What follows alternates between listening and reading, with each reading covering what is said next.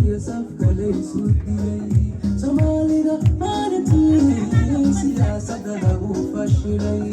sanuguna kala dhexgalay safka laysu dilay dunida laba kala sir jira sooyaalka iskama naxaabin dunida laba kala sir jira sooyaalka iskama naxaabin dibuuta sida ogeyn سيد يا سامي يبيد إليانا ولكن صحيح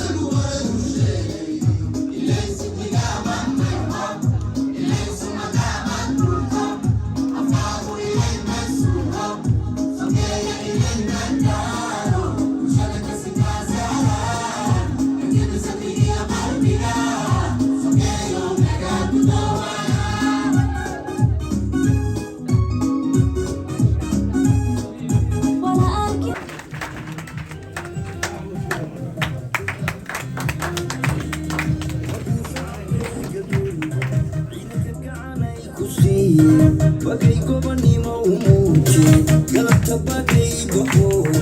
inay wada galandaga inay wada galandaga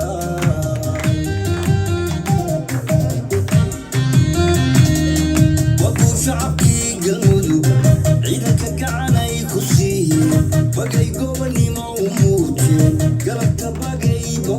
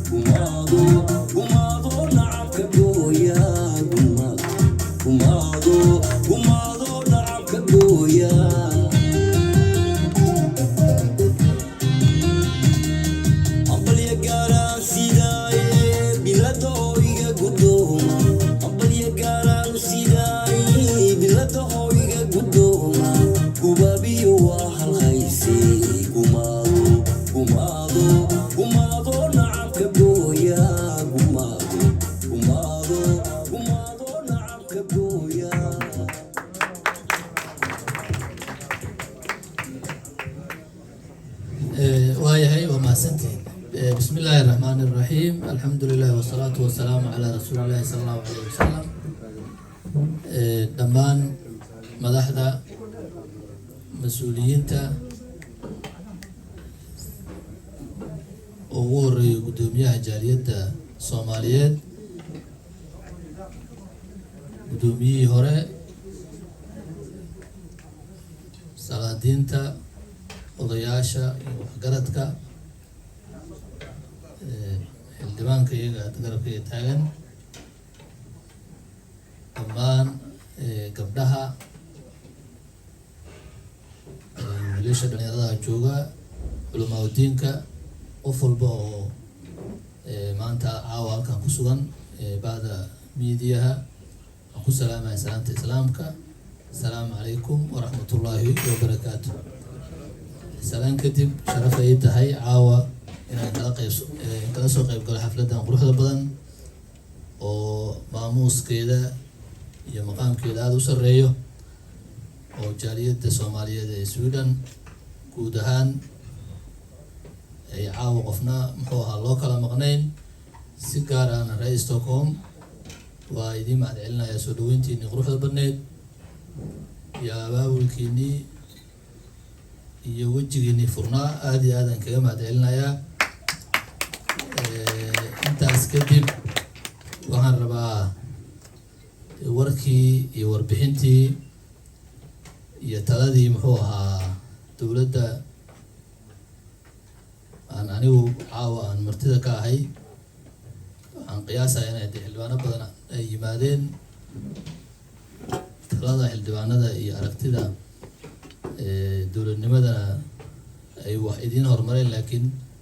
inta aniga hadda caawa aan martida igu tihiin inaan idin soo gaarsiiyo dalka iyo howlaha ka socda iyo meesha ay wax marayaan. Marka haddaan ku bilaabo, maadaama maanta ay dagaaladii ugu cuslaa dalka ka socday ay tacsi ka dhacday, dad badan oo walaalahan ay ku shahiideen,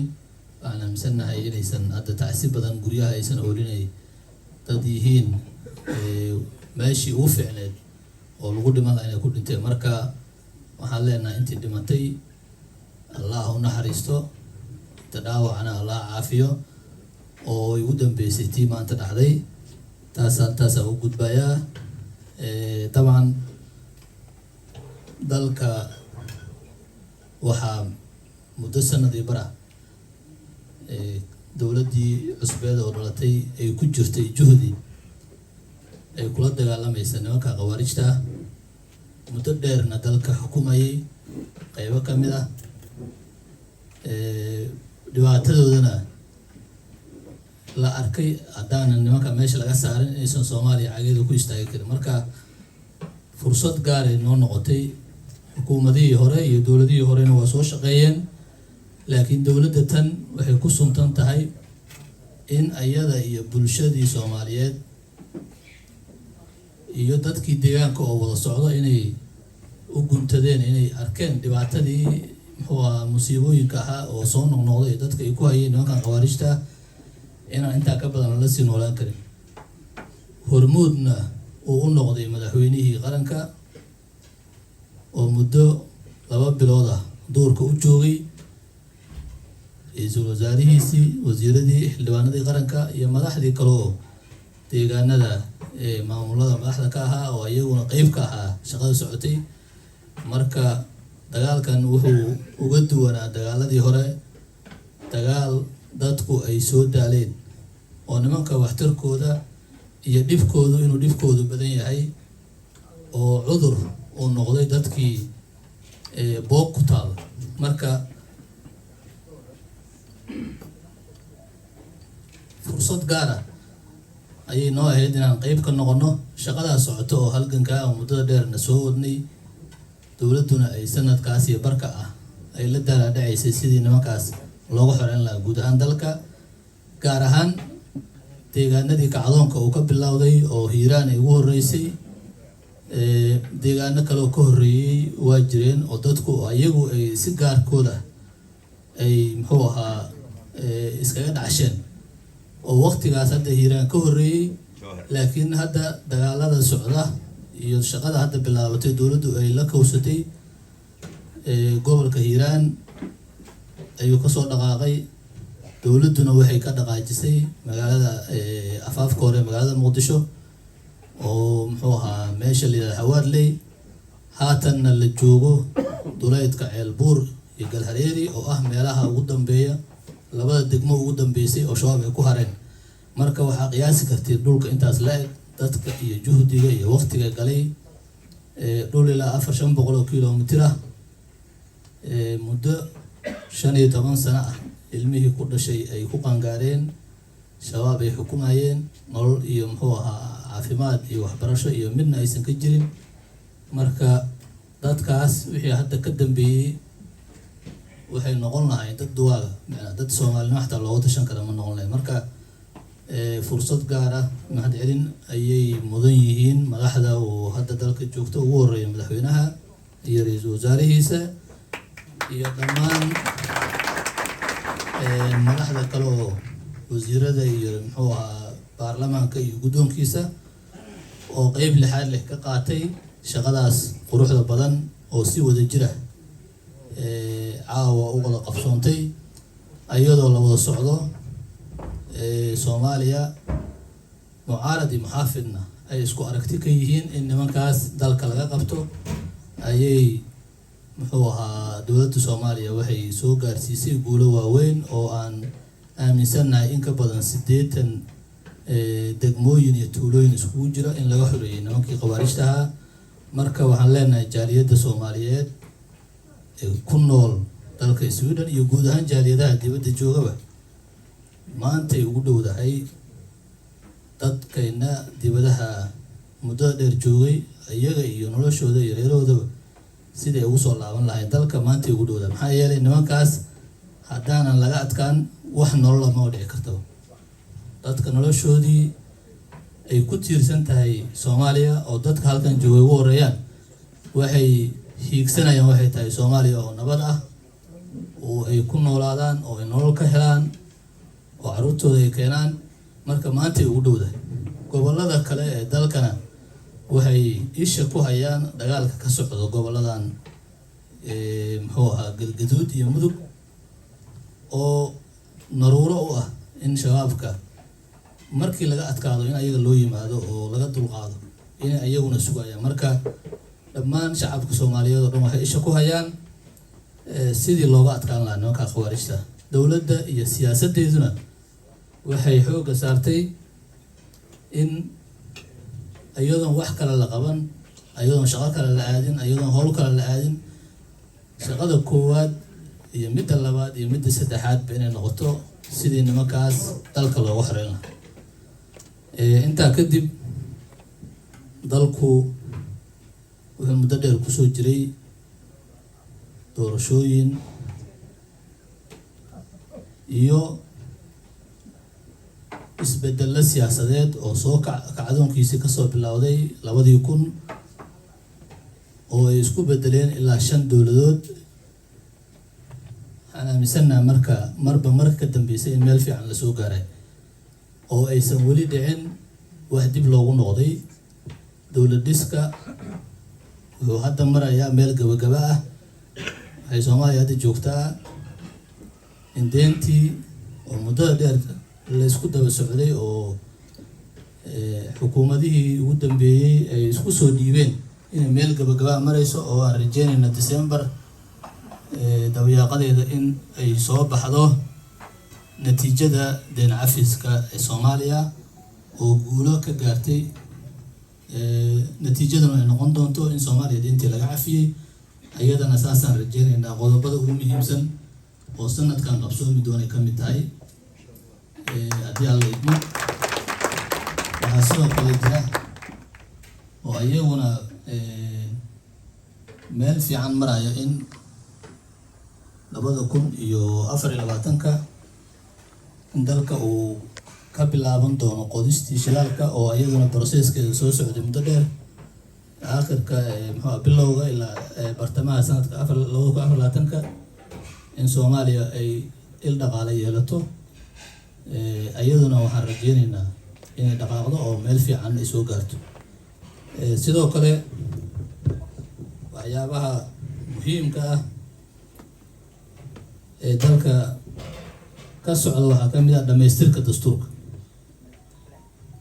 doorashooyinka federaalka iyo kuwa maamulada oo labaduba ay ka mid ahaayeen heshiiskii ay maamulada iyo madaxweynaha iyo xukuumaddiisuba ay wada saxiixdeen oo haddana baarlamaanka yaalla aan rajeynayno kulley markii la isku soo noqdo in laga doodi doono codna la gelin doono dalka ma waxaa u fiican in hadda sida uu ku socdo lagu wado oo ah madaxweyne iyo ra'iisul wasaare ma waxaa u fiican in lagu wado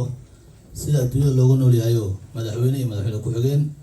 oo haddaba ay ku shaqeeyaan maamuladeena oo haddaba madaxweyne iyo madaxweyne ku-xigeen lagu shaqeeyo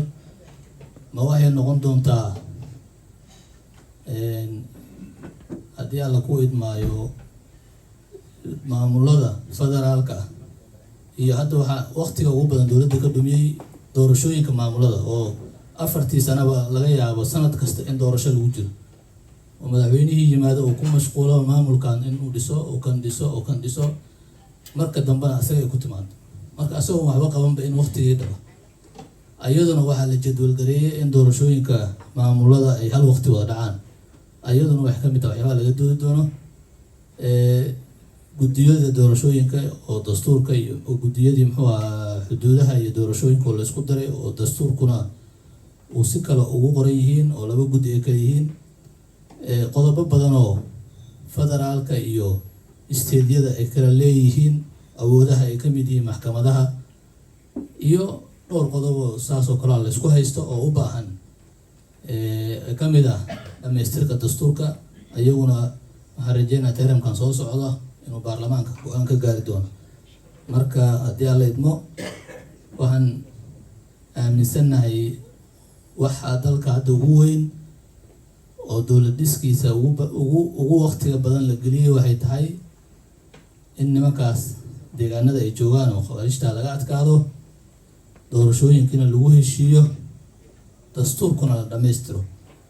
waa saddexda qodob ugu waaweyn. waxa afareeyay oo hadda aad moodaa xoogaa in laga soo kabsaday duruufaha abaaraha dalka ka dhacay oo si guud u saameeyay dalkii, laakiin aan isleenahay xoogaa hadda roobna waa la helay, si guudna gurmad ayaa u yimid oo baahidii hadda abaaraha waa ka yara nasaqanahay, annagoo dee aysan weli dhammaan oo dowladnimadii muxuu ahaa duruufaha ku hareereysan aan go-aan saxa laga sheegi karin in baahida dadka ay qabaan aan garanti laga bixin karin oo markasta ay imaan karto, oo duruufaha dalka uu ku dhisan yahay ay qeyb ka tahay dowladnimadeena iyo daciifnimadeena. laakiin hadda baahi aada loo sheegayo ma jirto. waxaan rajeynaa marka inuu ilaahay nagu soo celin. waxaan rabaa marka waa qodobadii kolley ugu muhiimsanaa. laba su-aalood oo suldaanku weydiiyey dee waxay ka mid yihiin su-aalaha halkan aan ku daray oo deen cafiska iyo dastuurka. dhammaan marka waxaan rabaa dadka jaaliyadda oo halkan joogta, annagoo ka wakiila dowladdii, annagoo ka wakiila baarlamaankii, annagoo ka wakiila dadka dagaalada ku jira oo madaxweynuhu ugu horeeyo, waxaan codsanaynaa jaaliyadaha Soomaaliyeed ay ku nool qurbaha guud ahaan, si gaara maanta oo aan joogno Sweden, inay ka qayb qaataan dagaalka socda oo lagula dagaalamayo khawaarijta, gacan libaaxana ay ku yeeshaan. maanta shaqada socoto hadday baaqato ama dowladdii laga adkaado, waxay noqonaysaa Soomaaliya in looga guuro nimankaas oo iyagu ay qabsadaan. waxaan rabnaa marka dowladdii Soomaaliyeed oo maanta halgankaas oo madaxweynihii ugu weynaa oo isagoo nin waayeela u yahay, muddo intaas la ega bannaanka u joogo sidii nimankaa looga adkaan lahaa, in laga wada qayb qaato oo qof walba kaalintiisii ay muuqato. hadday dhaqaalo noqon lahayd, hadday cod noqon lahayd, hadday garab noqon lahayd, qof walba waxaan u baahannahay inuu kaalintiisa ka qaato. waxaana jaaliyadaha hadda ka dhisan dalka dibaddiisa ugu weyn ayay ka mid tahay dalkan Sweden. waxaan rabnaa marka kaalin muuqato oo reer Sweden inay ka qayb qaataan dagaalka socdo, oo waxgaradkoodii iyo akhyaartoodii iyo muxuu ahaa dhammaan qof walba ayadoon qolo gaara lagu eegin, oon qabiil gaara laleeyahan reer hebel meeshii ku haray. waxaan rabnaa codsanaynaa in laga wada qayb qaato dagaalkaas. nimanka ragaadiyey dalka muddo dheerna dadka si aan macno daraa ku haystay. macnaha qofku hadduu waxtaa wax kugu soo kordhinayo waxbay aan leed, inaan waxba kugu kordhino waxaagii inuu cuno rabo. xataa gumaystihii dalka soo maray waxa la arkay maahan qofaa naftaada iyo xoolahaaga iyo carruurtaada kuu nabadgelinayn, sabab intaa ka badan dadka uu ula sii noolaadaaba khalada. waxaan rabnaa marka qolo walbana dhibka waa haystaa, waa loo kala badan yahay maahan qolo uusan Soomaaliyeed oo haysan ma leh. dad baanba ilaa hadda waxba ka dulqaadin, dadka qaarna qaybaa laga haystaa, dadna waa la wada haystaa. marka waxaan rabnaa in gurmadka annagoo wada soconno oo wada jirno oo qabiilna lagu fiirinayo in laga wada qayb qaato, qof walbana kaalintiisii uu qayb ka noqdo, oo ugu horeyso dadka dhaawacyada in loo gurmado, dowladnimadii muxuu ahaa gurmad qaran in la sameeyo. sida shalay waxay ahayd taariikhda 14 Oktoobar oo ahayd maalin taariikh ku leh ummadda Soomaaliyeed, oo ay ka baxeen in ka badan 1,000 qof oo ay ku dhinteen. wax ay ku dhinteen cid sheegi karta maaha, iyagoo iska socdo oo danahooda haystaa la qarxiyay. marka ma waxay noqonaysaa in la sugo in intaasoo kale maalin walba la dilo, oo intaasoo walaalaha oo saaxiibaha qof aysan gaari. hadda maantay waxaan aaminsanahay geerida dhacday qof aysan gaari male maalintaas musiibadaas ay nimankaasi ku kaceen. waxaan rabnaa marka inaan hal mar gacanta aan wada saarno oo qayb ka wada qaadano gurmadka. magaalooyin badan aan soo maray, hadda ay ugu horeyso magaalada muxuu ahaa Nairobi, gurmad qaran ayaa ka socda. magaalooyinka kale oo hadda ay ka mid yihiin Faransa iyo Italy ayaguna sidaas la mid waxaan rabaa marka Sweden inay qaybtooda ka qaataan oo ay garab istaagaan dowladda Soomaaliyeed kaalin muuqatan ay ka soo qaataan wixii muxuu ahaa taabicina wixii aragteen waa la qaadi doonaa aad iyo aad u mahadsantihiin kulankiina quruxda badan iyo soo dhaweyntiina waan kaga mahadcelinaynaa assalaamu calaykum waraxmatullaahi wabarakaatuh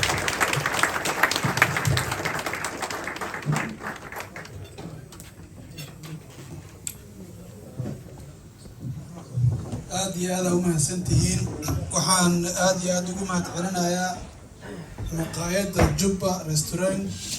iyo Cabdi Cilmi Degal